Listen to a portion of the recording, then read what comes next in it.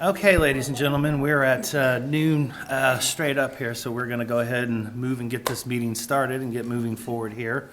If you didn't notice, I'm not John Mata, I'm the other John, so I'll be cruising us through this meeting this afternoon here as quickly as possible because I know everybody's got plans today. So we'll start off by establishing a quorum.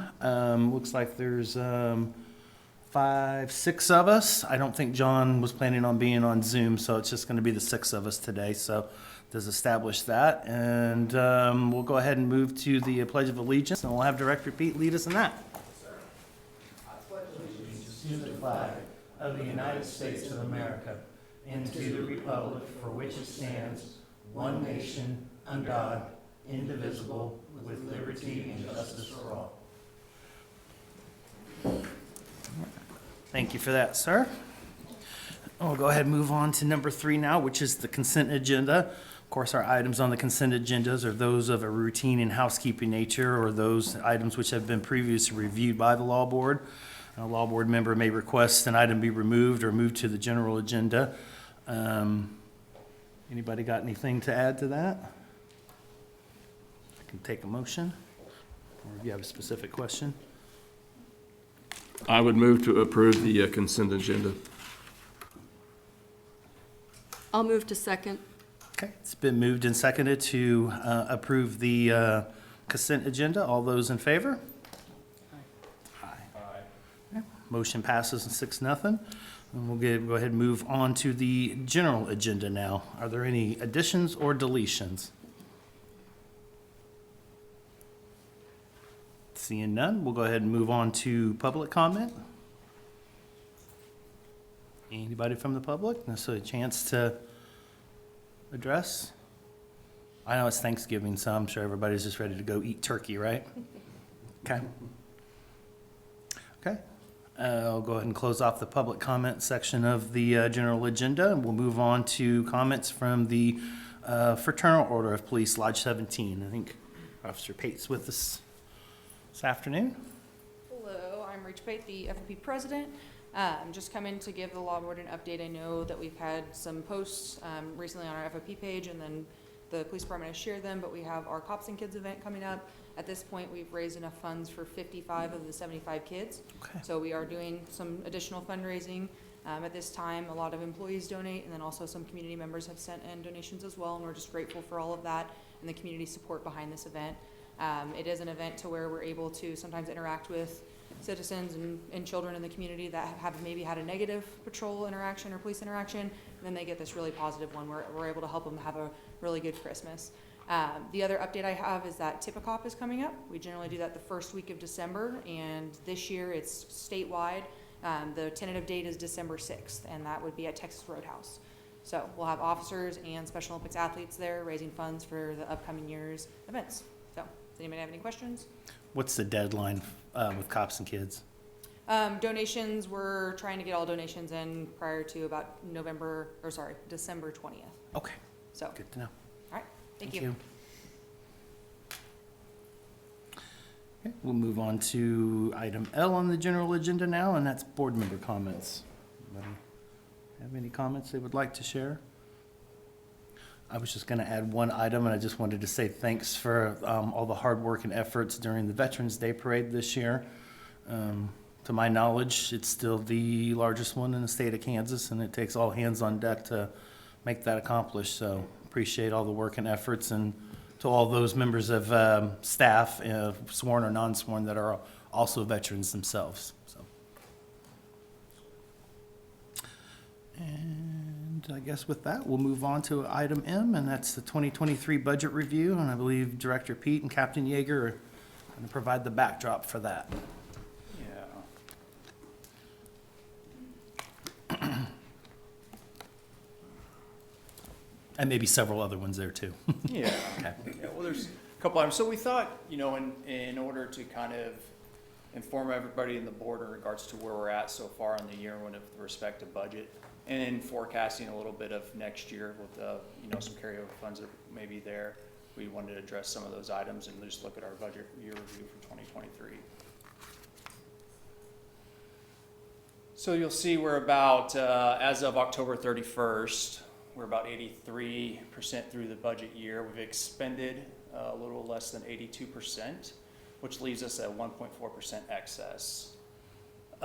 With that, we're looking at approximately available funds of $720,000. And that we will have some expenses still remaining that we'll talk about a little bit. But then we also anticipate some carryover, which that's important to know too, because we hope to continue to implement our salary adjustments per the salary survey. So we hope to reduce that burden a little bit with some carryover, knowing that if we can make ourselves a little lean this year, it can help us with the budget for the following year to help implement further our salary adjustments that we're hoping to do to keep up with market. So you'll see, where do our excess funds come from? Well, primarily they come from our vacancies. And you'll see that we have 11%, pretty good vacancy rate, if you will. It's not, when you're comparative around the country and looking at things, especially amongst our correctional staff, we're doing pretty well compared to other departments, other agencies, other industries. But that's where a lot of our unused personnel, or our unused funds go to, is from there. It's it's under budget account. But then in, I guess, relation to that, you have our inflation that we have to compete with. So you have our underfunded accounts, if you will, or where we're over budget, which is our contractual services. We've talked about this. We continue to talk about that a little bit, is our contractual services. Insurance, which if anybody's looked at that, or you've enrolled for your health insurance plans for the following year, you realize they've increased dramatically. Ours have increased as well. We're self-funded, which saves us quite a bit of money and helps us out, but we're like no other. We have to have catastrophic insurance, stuff like that, so those things increase, and just premiums alone have to increase. So you have that health insurance side, but then you have our liability side of it, which is also like, think of our liability for just operating as a police department and where we are covered on there in case of suits or what that may be. That has gone up quite substantially as well. Even just for instance, our vehicles, if you will, our deductible moves from, it was $1,500, it's moving to like $5,000. I don't know exactly, but it's a lot. You see, I think maybe $2,500, I can't remember exactly. But our building liability, that's gone up too. Just everything has gone up, so we have to prepare for that a little bit. And then vehicles in general, you see they're expensive, which we're trying to extend our vehicles a little bit longer, but maintenance costs are starting to really have an effect on that as well. But Are you guys struggling like many of the rest of the public agencies on just trying to get vehicles at this point in time and that elongated process? it was, but those, luckily we're not so much now, but the type of vehicle we can get, we're really probably gonna move away from, because our maintenance costs are just through the roof. They're not holding up to what we would like them to hold up to, and we're spending a lot more money, sometimes half of the amount, for an exact purchase of a vehicle, and it's a 1 or 2 year old vehicle. So it's the quality of that vehicle we're gonna probably move away from. You'll see us probably start to move away from that. But the cost of a vehicle has gone up to where we were paying $44,000, we're now paying $48,000 or $50,000 just for a clean vehicle. Then we have to upfit it on top of that. So, and everything is continued to increase. So you'll see us when we come to you next February, March. Part of this is to kind of prepare you. You'll see us starting to adjust some of those line items, the contractual service line item, the insurance line item, start to slowly try to chip away at those and increase those budget funds, so we're not so underfunded on that, and heavily reliant on our unused personnel expenses or our excess funds. Because while you see here's our vacancies, they're not bad. Would we like to be fully staffed? Yes. Do we try to be fully staffed? Yes. And we're doing some initiatives that will hopefully get us fully staffed. But then that comes into question that we have these underfunded accounts that we need to pay attention to. So here's our remaining expenses, what we look to still use those excess funds for, if you will, or available funds. It's our health fund, our IT reserve fund, we have some equipment we're looking at, and then our workers' compensation. Our health fund, again, we are self-funded, or partially self-funded, if you will. We still have that catastrophic. We still use Blue Cross Blue Shield to process all of our claims for us and help us with getting through our enrollment, our premiums, and figuring out what those expenses are. We also use a consultant that helps us do that, predict us, that gives us how we can best manage our premiums and our fees and our structure and what that looks like to hopefully provide the best plan we can for employees, but also protect the liability of the agency.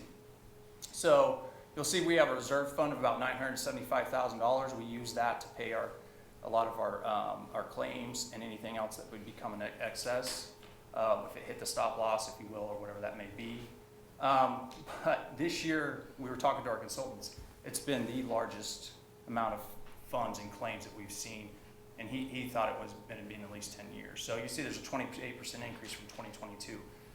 I'm not saying that we have, our employees are any less healthy, or anything, but we have had some that have gone a little bit higher in those fees.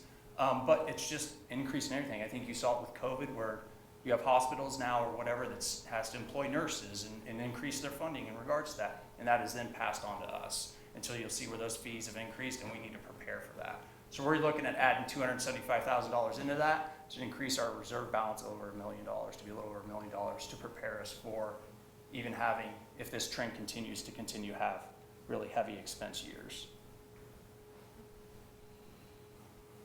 The second would be our IT reserve fund. So we have that separate fund that was established for us to prepare us for those large expenditures in regards to information technology expenditures. And we've done quite a bit this year. We still have a $400,000 projected expense, which will take us to about $271,000.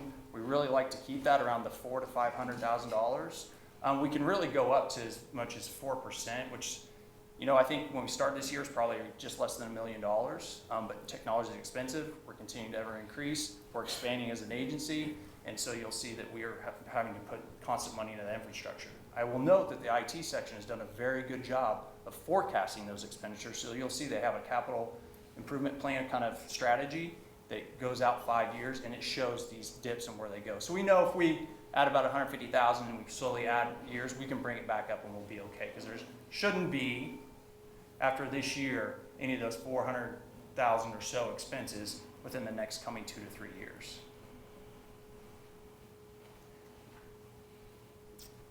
Then you'll see RCPD equipment. We're looking to advance into our technology, and I think we spoke about this a little bit, is to really increase our availability and our ability to, I guess, police, especially with an increased population. You'll see that we're going to purchase some license plate reader cameras it's about $35,000 for the cameras, and then for the implementation of it, or the infrastructure putting into that. And so this is just slowly getting into it. I think it's 9 or 10 cameras that we're looking at. We hope to try this out, see how it goes, and then increase it and see how beneficial it has been. I know that we've seen some information from other areas that it's really increased their effectiveness, not only just for criminal facts, but you have it for anything. Well, it may be, sometimes we have silver alerts, amber alerts, whatever that may be, that we can enter those license plates into the system, and if it comes into the I guess, view of these cameras, it'll alert us to what's occurring, or that the vehicle's there. So you see that purchase. And then our last one is our workers' comp fund. Again, this is a self-insured plan that we have as well, and it's doing pretty well. The current balance is a little over 1.2. The state recommendation is 1.4. Now, we've had it that way for a little while, but then COVID hit and we had a zero balance budget in regards to that. So we hope to bring that up just a little bit and add 75,000 to that, just in case we were ever to hit or have larger expenses than what we're prepared for. But we feel pretty good where it's at, but if we can add a little bit money to it, it'll make it still a little bit better. So you see our priorities. We have our health plan. That's critical for us, that we need to increase that in preparation for the coming years. Our IT reserve, want to bring that up, the equipment plan, and then our workers' compensation. So you're looking at total expenses of around $535,000, which we have for the rest of the year. And then we have that estimated funds available, about $720,000. Really what we're hoping to do is have comparable carryover that we had the prior year to hopefully offset and help us with that funding for the 25 continued implementation of our salary survey. And that is all we have on that. Director, do you have anything to add to the? Again, thank you, Brian Pete with the Riley County Police Department. Thanks to Captain Yeager, to Jen. They did a phenomenal job. And again, these are projections that we're trying to work towards.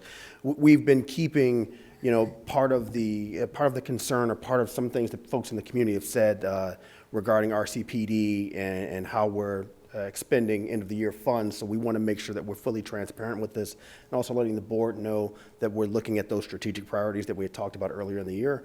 But what we're looking at is, again, we've had a historical low within the corrections section, which has spurned the actual overage just to this level. But we've taken this opportunity, these lemons to turn into lemonade, to look at these costs, and they're all going into personnel-related issues, and how do we bring down cost of living issues for that we've seen within our self-insurance palettes. So again, we're not investing or looking to invest overwhelmingly in equipment type issues, toys, those different types of things.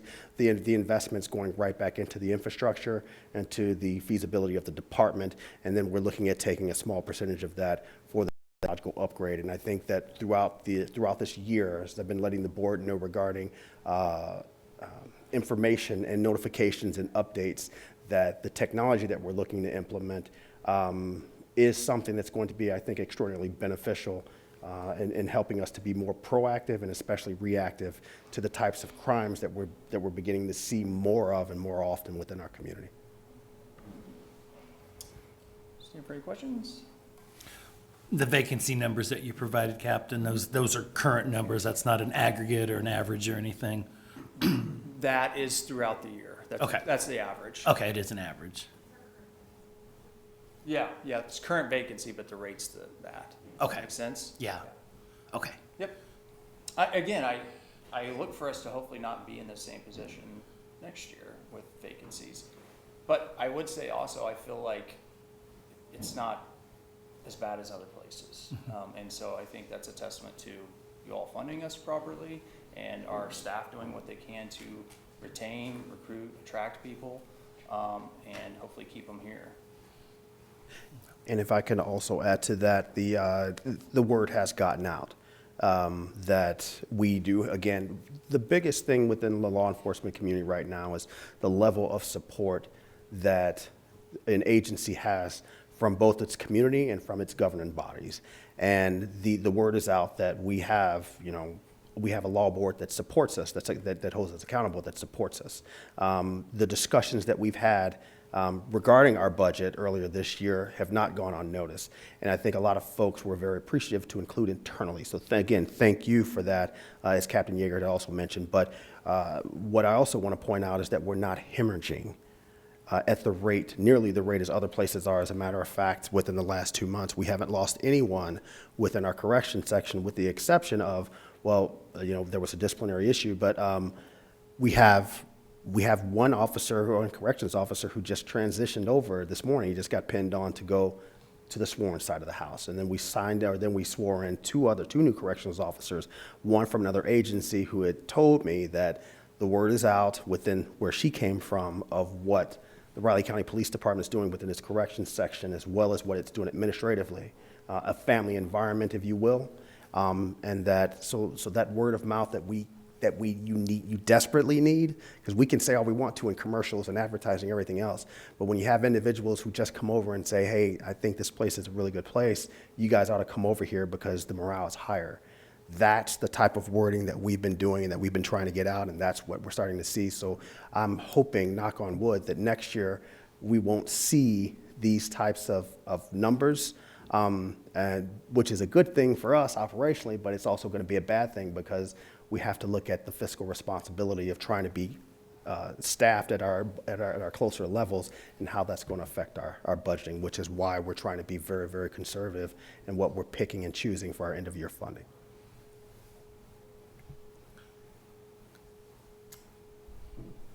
Any further questions? Okay, thank you.